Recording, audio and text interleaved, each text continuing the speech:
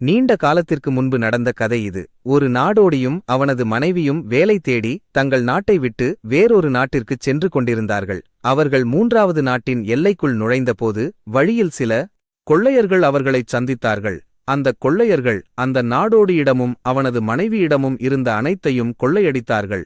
இப்படியாக கொள்ளையர்கள் அந்த நாடோடியையும் அவனது மனைவியையும் பிச்சைக்காரர்களாக மாற்றிவிட்டார்கள்.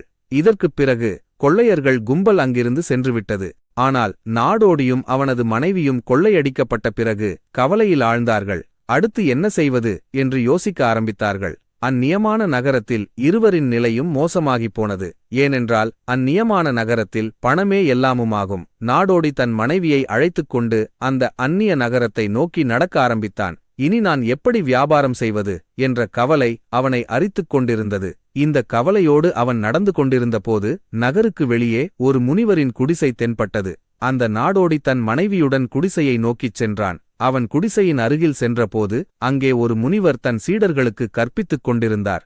முனிவரை பார்த்ததும் நாடோடி யோசித்தான், ஏன் முனிவரிடம் எனது பிரச்சனையைச் சொல்லக்கூடாது? ஒருவேளை இவர் எனது பிரச்சனைக்கு ஏதாவது தீர்வு சொல்லித் தரலாம். இப்படி நினைத்து அவன் அந்த மகாத்மாவிடம் சென்று மிகவும் பணிவான குரலில் தன் பிரச்சனையை மகாத்மாவிடம் சொன்னான். மகாராஜ், கொள்ளையர்கள் எங்களிடமிருந்த அனைத்தையும் கொள்ளையடித்து விட்டார்கள். இப்போது வியாபாரம் செய்ய எங்களிடம் ஒன்றும் இல்லை. நீங்கள் எப்படியாவது என் மனைவியை ஒரு சேட்டிடம் அடகு வைத்து எனக்கு கொஞ்சம் பணம் வாங்கித் தந்தால் உங்கள் பெரும் கருணையாக இருக்கும் என்றான். முனிவர் நாடோடியின் பேச்சைக் கேட்டதும் அவர் மனதில் அந்த நாடோடியின் மீது இரக்கம் உண்டானது. முனிவர் தனக்குத் தெரிந்த ஒரு சேட்டைப் பற்றிச் சொல்லி நாடோடியை அந்த சேட்டிடம் அனுப்பி வைத்தார். நாடோடி தன் மனைவியை அழைத்துக் கொண்டு அந்த சேட்டிடம் சென்று கைகூப்பி, சேட்டிஜி, எனக்கு கொஞ்சம் பணம் தேவை. என்னிடம் அடகு வைக்க வேறு எதுவும் இல்லை. எனக்கு ஒரு மனைவி மட்டும்தான் இருக்கிறாள். நீங்கள் என் மனைவியை அடகு வைத்துக் கொண்டு எனக்கு கொஞ்சம் பணம் கொடுங்கள். நான் அந்த பணத்தை வைத்து வியாபாரம் செய்து விரைவில் உங்கள் பணத்தை வட்டியுடன் திருப்பிக் கொடுத்துவிட்டு என் மனைவியை மீட்டுக் கொள்கிறேன். அதுவரை என் மனைவி நீங்கள் கொடுத்த பணத்திற்கு அடகாக உங்களிடம் இருப்பாள் என்று கேட்டான். நாடோடியின் பேச்சைக் கேட்டதும் சேட் பணம் கொடுக்கத் தயாரானான். மேலும் பணத்திற்குப் பதிலாக நாடோடியின் மனைவியை தன்னிடம் அடகு வைத்துக் கொண்டான். நாடோடி சேட்டிடம் தன் மனைவியை அடகு வைத்து அவனிடம் கடன் வாங்கி வியாபாரம் செய்வதற்காகச் சென்றுவிட்டான். அந்த பணத்தை வைத்து நாடோடி வெங்காய வியாபாரத்தை ஆரம்பித்தான். அவன் விவசாயிகளிடமிருந்து மலிவு விலையில் வெங்காயத்தை வாங்கி தேவையுள்ள மற்றவர்களுக்கு அதிக விலைக்கு விற்பனை செய்தான். இவ்வாறாக அந்த பணத்தை வைத்து மிகக் குறுகிய காலத்தில் நாடோடி நிறைய செல்வத்தை ஈட்டிக் கொண்டான். இப்போது நாடோடி சேட்டிடம் வந்து, சேட்டிஜி, நீங்கள் உங்கள் கணக்கை பார்த்துக் கொண்டு என்னிடமிருந்து பணத்தை வாங்கிக் கொள்ளுங்கள். என் மனைவியை என்னிடம் திருப்பி ஒப்படையுங்கள் என்றான். இதைக் கேட்டதும் சேட் சொன்னான், சகோதரர், என்ன சொல்வது? இன்றைக்கு 3 மாதங்களுக்கு முன்பு உங்கள் மனைவி திடீரென்று நோய்வாய்ப்பட்டுவிட்டாள். அந்த நோயின் காரணமாக உங்கள் மனைவி இறந்துவிட்டாள். நான் உங்கள் மனைவிக்கு நிறைய சிகிச்சை செய்தேன். நல்ல நல்ல வைத்தியர்களைக் காண்பித்தேன். ஆனாலும் என்னால் உங்கள் மனைவியை காப்பாற்ற முடியவில்லை என்றான். அந்த சேட்டின் வாயிலிருந்து இந்த பேச்சைக் கேட்டதும் நாடோடி மிகவும் துக்கத்தில் ஆழ்ந்தான். பிறகு சிறிது பொறுமையை வரவழைத்துக் கொண்டு சேட்டிடம், சேட்டிஜி, நடக்க வேண்டியது நடந்துவிட்டது. ஒருவேளை என் நெற்றி எழுத்து இப்படித்தான் இருந்தது. அவள் என்னுடன் இருந்தாலும் வயது முடிந்ததும் அவள் இறந்தே தீர வேண்டும். நடப்பதை யாரால் தடுக்க முடியும்? ஆனாலும் நீங்கள் உங்கள் பணத்தை என்னிடமிருந்து வாங்கிக் கொள்ளுங்கள்.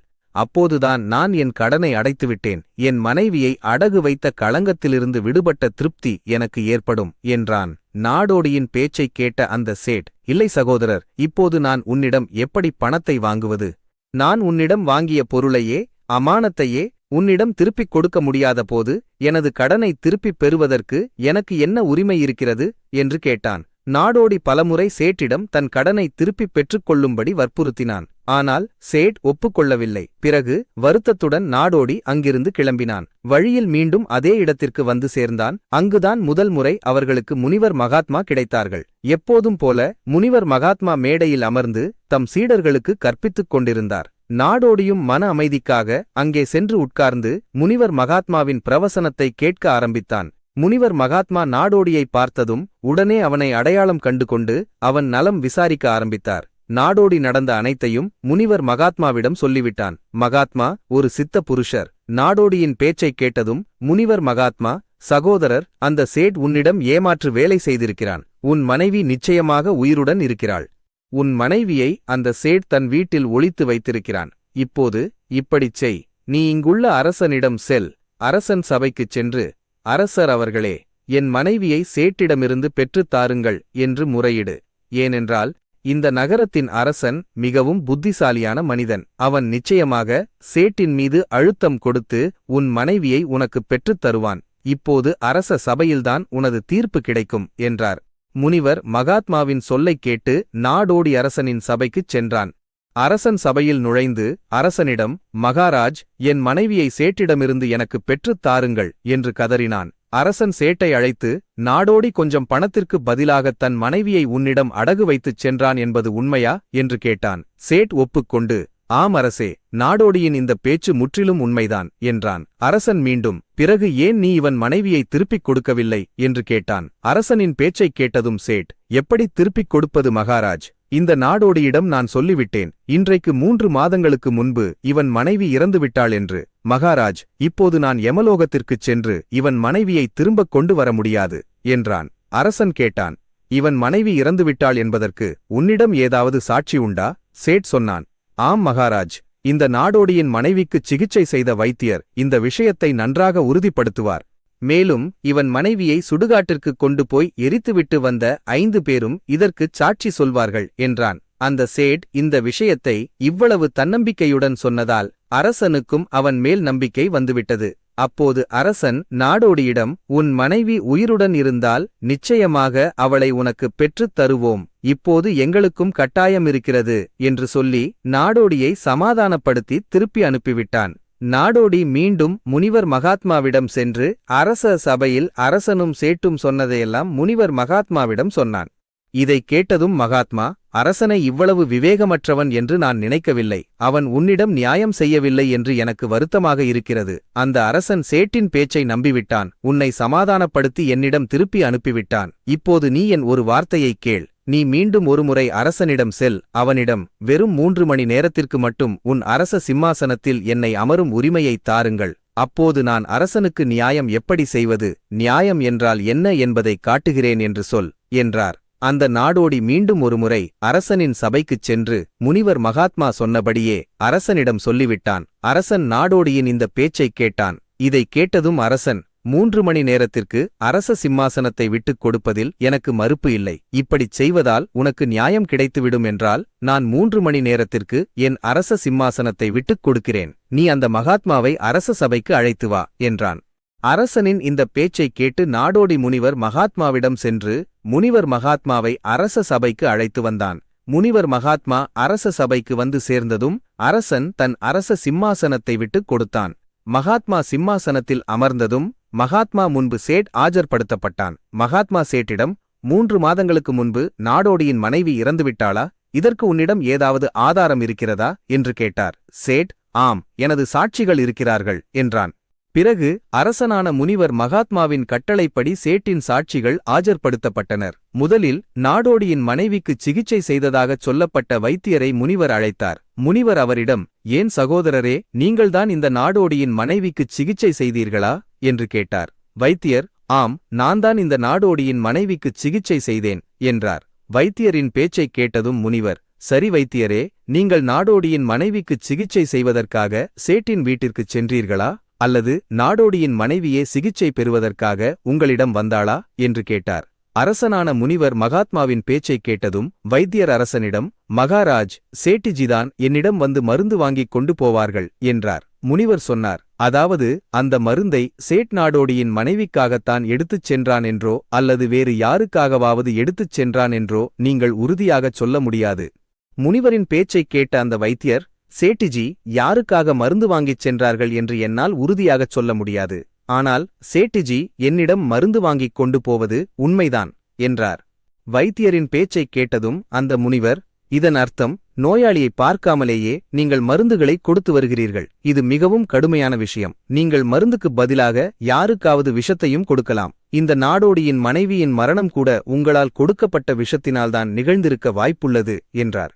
முனிவரின் இந்த பேச்சைக் கேட்டதும் வைத்தியரின் முகம் பயத்தினால் வெளுத்துப் போனது. அவர் உரத்த குரலில், இல்லை ஹுஜூர், இது ஒருபோதும் நடந்திருக்க முடியாது. நான் என் நோயாளிக்கு மருந்துக்குப் பதிலாக விஷத்தை ஏன் கொடுப்பேன்? இப்படிச் செய்தால் எனது முழு புகழும் கேள்விக்குறியாகிவிடுமே என்றார். வைத்தியரின் பேச்சைக் கேட்டதும் அந்த முனிவர் மகாத்மா, இப்போது நீங்கள் இப்படித்தான் சொல்வீர்கள். நான் உங்களை உங்கள் கடமையில் அலட்சியமாக இருந்ததற்காகவும் ஒரு நோயாளியின் உயிருடன் விளையாடிய குற்றத்திற்காகவும் 60 சாட்டையடிகள் விதிக்க உத்தரவிடப் போகிறேன். இதனுடன் உங்கள் முகத்தை கருப்பு தீட்டி நகரம் முழுவதும் சுற்றி வரப்படுவீர்கள். இப்போது நீங்களே யோசித்துப் பாருங்கள், உண்மையைச் சொல்கிறீர்களா அல்லது நான் வீரர்களுக்கு உங்களை கைது செய்ய உத்தரவிடட்டுமா என்றார். இதைக் கேட்டதும் வைத்தியரின் உடல் நடுங்கத் தொடங்கியது. அவர் முனிவரின் பாதங்களில் விழுந்து, ஹுஜூர், என்னை மன்னித்து விடுங்கள். சேட் சொன்ன எந்த நோயாளிக்கும் நான் சிகிச்சை செய்யவில்லை என்பதை ஒப்புக்கொள்கிறேன். சேட் எனக்கு 2000 ரூபாய் கொடுத்து சாட்சியம் தேவைப்பட்டால் இப்படிச் சொல்லி எனக்கு ஆதரவாகச் சாட்சி சொல்லுங்கள் என்று சொல்லியிருந்தார். என் குற்றம் இவ்வளவுதான். பேராசையில் வந்து இந்த சேட்டின் முன்மொழிவை ஏற்றுக்கொண்டேன் என்றார். அரசனான முனிவர் மகாத்மா, எதுவாக இருந்தாலும் நீங்கள் குற்றம் செய்துவிட்டீர்கள். அதனால் பொய் சாட்சி சொன்ன குற்றத்திற்காக உங்களுக்கு 10 சாட்டையடிகள் விதிக்கிறேன் என்றார். முனிவர் மகாத்மாவின் உத்தரவை அரசனின் வீரர்கள் உடனடியாக நிறைவேற்றினார்கள். வீரர்கள் உடனடியாக வைத்தியரை பிடித்து நிறைந்த சபையில் அவருக்கு கசையடிகள் வைக்க ஆரம்பித்தார்கள். முதல் கசையடி விழுந்ததும் அவர் சத்தமாக அலறினார். மகாராஜ், என் மீது கருணை வையுங்கள், நான் இறந்து போவேன் என்று கூறினார். ஒவ்வொரு கசையடியின் போதும் அவரது குரலில் இருந்து பரிதாபமான குரல்கள் வெளிப்பட்டன. வைத்தியருக்கு இப்படி நடப்பதை பார்த்து சேட்டின் சாட்சிகளாக அழைக்கப்பட்ட அந்த 5 பேரின் மனமும் நடுங்கியது. நாடோடியின் மனைவியை சுடுகாட்டிற்கு கொண்டு போய் எரித்ததாகச் சொன்னவர்கள் அவர்கள். இப்போது அந்த 5 சாட்சிகளின் முறை வந்தது. முனிவர் மகாத்மா அவர்களிடம், நீங்கள் 5 பேரும் இந்த நாடோடியின் மனைவியின் உடலை எடுத்துச் சென்று சுடுகாட்டில் எரித்துவிட்டு வந்ததாகச் சொல்கிறீர்கள். இறுதிச் சடங்கிற்கு முன் இறந்த உடலுக்கு குளிப்பாட்டுவார்கள். பிறகு அதை கஃனில் சுற்றி தரையில் வைப்பார்கள். குளிப்பாட்டும் போது அந்த பெண்ணின் இறந்த உடலை நீங்கள் பார்த்தீர்களா என்று கேட்டார். இதைக் கேட்டதும் சேட்டின் 5 சாட்சிகளும், இல்லை ஹுஜூர், அவளது இறந்த உடலை நாங்கள் பார்க்கவே இல்லை. சேட்டுஜி இறந்த உடலை பாடையில் தயார் செய்த பிறகுதான் நாங்கள் அவளை சுடுகாட்டிற்கு கொண்டு சென்று எரித்துவிட்டு வந்தோம் என்றார்கள். அந்த 5 சாட்சிகளின் பேச்சைக் கேட்டதும் அந்த முனிவர் மகாத்மா, அந்த பாடையில் இறந்த மனிதன் படுத்திருக்கிறானா அல்லது உயிருள்ள மனிதன் படுத்திருக்கிறானா என்று தெரிந்து கொள்வது கூட உங்களுக்கு அவசியமாகத் தோன்றவில்லையா? ஏதாவது விஷப்பொருளால் மயக்கப்பட்ட ஒருவர் அந்த பாடையில் படுத்திருந்தால் நீங்கள் அவரை சுடுகாட்டிற்கு கொண்டு போய் எரித்துவிட்டு வந்திருக்க வாய்ப்பில்லையா? இது மிகவும் கடுமையான குற்றம். இதற்காக உங்களுக்கு மரண தண்டனை கூட விதிக்கப்படலாம் என்றார். அந்த 5 சாட்சிகளும் வைத்தியரின் அடிபடுவதைப் பார்த்து ஏற்கனவே பயந்திருந்தார்கள். முனிவர் மகாத்மாவின் வாயிலிருந்து மரண தண்டனை பற்றி கேட்டதும் அவர்கள் அனைவரின் கை கால்களும் பதறிப்போயின. முனிவர் மகாத்மா சேட்டின் பக்கம் திரும்பியதும் சேட்டின் முகம் பயத்தால் கருத்துப் போனது. முனிவர் சேட்டிடம், சேட்டிஜி, உங்கள் 6 சாட்சிகளின் தைரியமும் ஏற்கனவே அடங்கிவிட்டது. இப்போது நீங்கள் சொல்லுங்கள், ஒருவரின் விருப்பத்திற்கு விரோதமாக ஒருவரின் மனைவியை பலவந்தமாக வீட்டில் வைத்திருந்த குற்றத்திற்கு என்ன தண்டனை பெற விரும்புகிறீர்கள் என்று கேட்டார். முனிவர் மகாத்மாவின் பேச்சைக் கேட்டதும் சேட்டின் முகம் வெளுத்துப் போனது. அவன் வாயிலிருந்து ஒரு வார்த்தையும் வெளிவரவில்லை. அரசனான முனிவர், நான் உனக்கு 12 ஆண்டுகள் கடுங்காவல் தண்டனை விதிப்பதற்கு முன்பு இந்த நாடோடியின் மனைவியை சபையில் ஆஜர்படுத்த இன்னும் நேரம் இருக்கிறது என்றார். அரசனின் பயத்தால் சேட் உடனே தன் வேலைக்காரர்களை வீட்டிற்கு அனுப்பி நாடோடியின் மனைவியை சபையில் ஆஜர்படுத்தினான். முனிவர் நாடோடிக்கு அவன் மனைவியை ஒப்படைத்தார். சதி செய்த மற்றும் பொய் சாட்சி சொன்ன குற்றத்திற்காக சேட்டிற்கு 7 மாத சிறை தண்டனை விதித்தார். நாடோடியின் மனைவியின் உடலை சுடுகாட்டிற்கு கொண்டு சென்றதாக பொய்சாட்சி சொன்ன அந்த 5 சாட்சிகளுக்கும் 100 சாட்டையடிகள் விதிக்க உத்தரவிட்டார். இதைப் பார்த்து அரசன் வியந்து போனான். முனிவரின் முன் கைகூப்பி, ஐயா வாழ்க, நீங்கள் வாழ்க, நியாயம் எப்படி செய்வது என்று எனக்கு கற்றுக் கொடுத்து விட்டீர்கள் என்றான். நாடோடியின் வாழ்வில் நடந்த இந்தச் சம்பவம் வெறும் பொழுதுபோக்குக்கான கதை மட்டுமல்ல, இது நமது வாழ்க்கைக்குத் தேவையான பல ஆழமான பாடங்களை கற்றுத்தரும் ஒரு சிறந்த வழிகாட்டியாகும். இந்தக் கதையிலிருந்து நாம் கற்றுக்கொள்ள வேண்டிய முக்கிய பாடங்கள் என்னென்ன என்பதை இப்போது பார்ப்போம். சத்தியமே வெல்லும். தன்னிடம் உள்ள பணத்தாலும் செல்வாக்காலும் ஒரு பாவமும் அறியாத பெண்ணை அபகரித்து விடலாம் என்றும், பொய் சாட்சிகளை விலைக்கு வாங்கி உண்மையை என்றென்றைக்கும் குழி தோண்டி புதைத்து விடலாம் என்றும் அந்தச் சேட் தப்பு கணக்கு போட்டான். ஆனால் உண்மை எப்பொழுதும் நீண்ட காலம் உறங்குவதில்லை. அது சரியான நேரத்தில் சரியான மனிதர்கள் மூலம் வெளிச்சத்திற்கு வந்தே தீரும் என்பதை முனிவரின் வருகை நமக்கு மிகத் தெளிவாக உணர்த்துகிறது. பேராசையின் கொடிய விளைவு. அந்த வைத்தியரும் உடலைச் சுமந்து சென்றதாக பொய் சொன்ன 5 நபர்களும் வெறும் சில காசுகள் நண்பர்களுக்காக தங்களின் மனசாட்சியை விற்றார்கள். பேராசை பெருநஷ்டம் என்பதற்கேற்ப அவர்கள் பெற்ற சிறு தொகைக்கு ஈடாக அவர்கள் அனுபவித்த அவமானமும் கசையடிகளும் வலியும் மிகப்பெரியவை. தற்காலிக லாபத்திற்காக பொய்யின் பக்கம் நிற்பவர்கள் நிரந்தரமான நிம்மதியையும் மானத்தையும் இழப்பார்கள் என்பதை இவர்களின் நிலை நமக்கு இடித்துரைக்கிறது.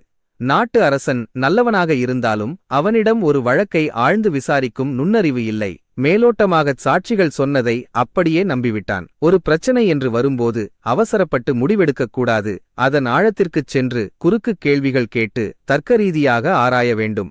சரியான கேள்விகளே சரியான நீதிக்கான திறவுகோல் என்பதை அந்த முனிவர் மகாத்மா தன் கூர்மையான அறிவின் மூலம் அரசனுக்கும் நமக்கும் ஆணித்தரமாக கற்றுக் கொடுத்துள்ளார். தன் மனைவி இறந்துவிட்டாள் என்று சேட் சொன்னபோதும் அரசனே அவனுக்கு நீதி மறுத்தபோதும் அந்த நாடோடி துவண்டு போய் முடங்கிவிடவில்லை. மீண்டும் முனிவரைச் சந்தித்து தன் உரிமையை பெறப் போராடினான். வாழ்வில் நமக்கு அநீதி இழைக்கப்படும்போது சோர்வடையாமல் சரியான பாதையில் தொடர்ந்து போராடினால் நமக்கான நியாயம் கட்டாயம் ஒரு நாள் கிடைக்கும் என்பதற்கு இந்த நாடோடியே ஒரு சிறந்த உதாரணம். நண்பர்களே, உங்கள் வாழ்க்கையிலும் இப்படிப்பட்ட பல ஏமாற்றுக்காரர்களையும் பொய் சாட்சிகளையும் நீங்கள் சந்திக்க நேரிடலாம். அப்போது அந்த நாடோடிக்கு ஆரம்பத்தில் நடந்ததைப் போல உங்களுக்கும் தோல்வி கிடைப்பது போல் தோன்றலாம். ஆனால் உங்கள் தரப்பில் உண்மையும் தர்மமும் இருந்தால் அந்த முனிவரைப் போல ஏதோ ஒரு ரூபத்தில் உதவி உங்களை தேடி வரும். தர்மத்தின் வாழ்வுதனை சூது கவ்வும், ஆனால் தர்மம் மறுபடியும் நிச்சயம் வெல்லும். இந்த கதை உங்களுக்கு பிடித்திருந்தால், இதிலுள்ள கருத்துக்கள் உங்கள் மனதை தொட்டிருந்தால் மறக்காமல் வீடியோவை லைக் செய்யுங்கள். உங்கள் நண்பர்கள் மற்றும் குடும்பத்தினருடன் ஷேர் செய்து அவர்களுக்கும் இந்த நீதியை கொண்டு சேருங்கள். இதுபோன்ற இன்னும் பல சுவாரஸ்யமான சிந்திக்க வைக்கும் கதைகளைக் கேட்க நமது சேனலை சப்ஸ்கிரைப் செய்து தொடர்ந்து இணைந்திருங்கள். கதை பற்றிய உங்கள் எண்ணங்களையும் உங்களுக்கு பிடித்த காட்சியையும் கமெண்டில் தவறாமல் பதிவு செய்யுங்கள். மீண்டும் ஒரு சிறந்த கதையோடு உங்களைச் சந்திக்கிறேன். நன்றி, வணக்கம்.